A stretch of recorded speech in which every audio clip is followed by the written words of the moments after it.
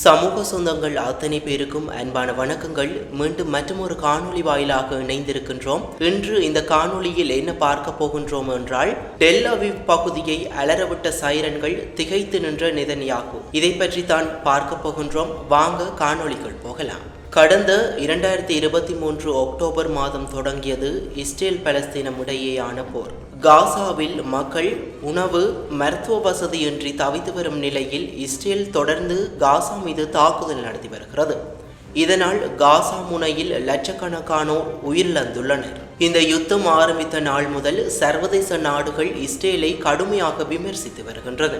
Israel Hamas இடையேயான இந்த போரில் ஏமனில் செயல்பட்டு வரும் ஹவுதி கிளர்ச்சியாளர்கள் ஹமாஸ் ஆயுத குழுவினருக்கு ஆதரவு அளித்து வருகின்றனர். மேலும் அவ்வப்போது இஸ்ரேல் மீதும் பல்வேறு தாக்குதல் நடத்தி வருகின்றனர். இஸ்ரேல் தரப்பும் இந்த தாக்குதலுக்கு ஹவுதி கிளர்ச்சியாளர்கள் மீது பதில் தாக்குதல் நடத்தி வருகிறது. இந்த நிலையில் ஏமன் தலைநகர் சனாவில் ஹவுதி கிளர்ச்சியாளர்கள் கட்டுப்பாட்டில் உள்ள பகுதிகள் மீது இஸ்ரேல் அதிரடி தாக்குதல் நடத்தியுள்ளது. இந்த தாக்குதலில் மின் உற்பத்தி நிலையங்கள், கச்சா எண்ணெய் சேமிப்பு கிடங்குகள் உள்ளிட்ட உள்கட்டமைப்புகள் மீது இஸ்ரேல் விமானப்படை தாக்குதல் நடத்தியது. இந்த தாக்குதலால் ஏற்பட்ட சேதங்கள் குறித்த தகவல் எதுவும் இன்னும் வெளியாகவில்லை. இந்த தாக்குதலை இஸ்ரேல் நடத்துவதற்கு முதல் நாள் ஏமனின் தலைநகரில் இஸ்ரேலுக்கு எதிராக பாரிய பேரணி ஒன்று இடம்பெற்றிருந்தது. அந்த போராட்டம் பாலஸ்தீனத்திற்கு எதிராக இஸ்ரேல் மேற்கொள்ளும் தொடர் தாக்குதலை கண்டித்து பெரும் திரளானவர்கள் ஒன்று கூடி பாலஸ்தீன கொடி மற்றும் ஏமன் நாட்டு கொடியுடன் இஸ்ரேலுக்கு எதிரான கோஷங்களை முன்னெடுத்திருந்தனர். ஏமன் மக்களும் சரி, ஹவுதி போராளிகளும் சரி, தம்மீது இஸ்ரேல் எவ்வளவு பாரிய தாக்குதலை மேற்கொண்டாலும் பாலஸ்தீனத்திற்கான தமது ஆதரவை ஒருபோதும் விட்டுக் கொடுக்க மாட்டோம் என்பதில் மிக தெளிவாக இருக்கின்றனர்.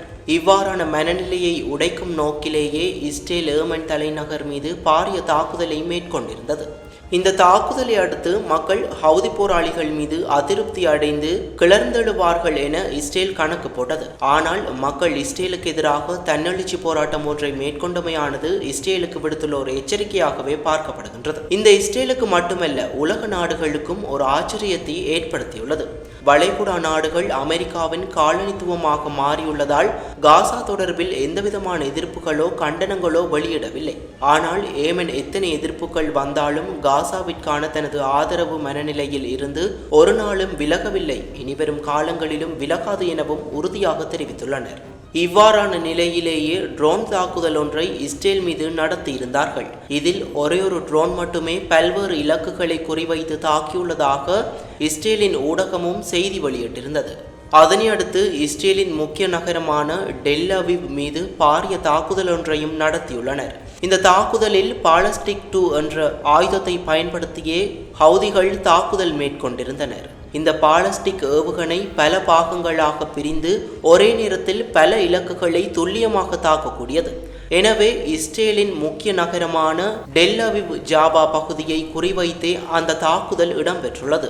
இந்த ஜாபா பகுதியை ஹவுதிகள் ஏன் இலக்கு வைத்தார்கள் என்று பார்த்தால், இங்கு பொருளாதாரம் மட்டுமல்லாது இராணுவ தளத்திலும் முக்கியத்துவம் வாய்ந்த ஒரு பகுதியாக இருக்கின்றது. இவற்றை விடவும் முக்கியமாக இந்த ஜாபா பகுதி பாலஸ்தீனத்தின் ஒரு பகுதியாக இருந்தது. இங்கு அதிகளவான பாலஸ்தீனர்கள் வாழ்ந்திருந்தனர். இந்த பகுதியில் வாழ்ந்த பாலஸ்தீனியர்கள் 1940ஆம் ஆண்டளவில் ஏற்பட்டிருந்த நக்பா என்ற பிரளயத்தை அடுத்து குறித்த பகுதியில் இருந்து இடம்பெயர்ந்து வேறு பிரதேசங்களில் குடியேறியுள்ளனர். அதேவேளை இந்த இடம் இஸ்ரேலுக்கு வரலாற்று ரீதியாகவும் முக்கியத்துவம் வாய்ந்த பகுதியாகவே இருக்கின்றது. எனவே இந்த முக்கிய நகரம் மீதான தாக்குதல் இஸ்ரேலுக்கு பாரிய இழப்பாகவே இருக்கின்றது. ஷந்த தாக்குதல் தொடர்பில் இஸ்ரேலின் ஊடகங்களில் அதிகாலை 3:45 மணி வரைக்கும் அதிகளவான சைரன் ஒலிகள் கேட்டுக்கொண்டே இருந்தன. அதாவது டெல் அவிவ் பகுதியில் இருக்கும் அனைத்து சைரன்களில் இருந்தும் அதிகளவான ஒலி எழுப்பப்பட்டு கொண்டு இருந்தது என செய்தி வெளியிட்டுள்ளன. அது மட்டுமன்றி இஸ்ரேல் ஊடகங்கள் ஹவுதிகள் பாலஸ்டிக் ஏவுகணையில் கிளஸ்டர் குண்டுகளை பயன்படுத்தி இருப்பதாக செய்தி வெளியிட்டுள்ளன. ஆனால் இஸ்ரேலின் இராணுவம் அது தொடர்பான விடயங்கள் எவற்றையுமே இதுவரை பதிவு செய்யவில்லை. எனினும் ஹவுதிகள் நடத்திய இந்த தாக்குதல் இஸ்ரேல் இராணுவத்திற்கு பாரிய அழுத்தத்தை கொடுத்துள்ளது.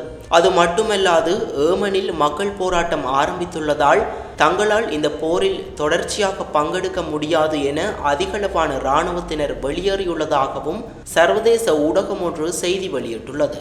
இவ்வாறான நிலையிலேயே அண்மைய நாட்களாக இஸ்ரேல் பல நாடுகள் மீது தொடர்ச்சியாக தாக்குதல் நடத்தி வருகின்றது. இதன் தொடர்ச்சியாகத்தான் கடந்த புதன்கிழமை ஏமன் மீது இஸ்ரேல் தாக்குதல் மேற்கொண்டிருந்தது.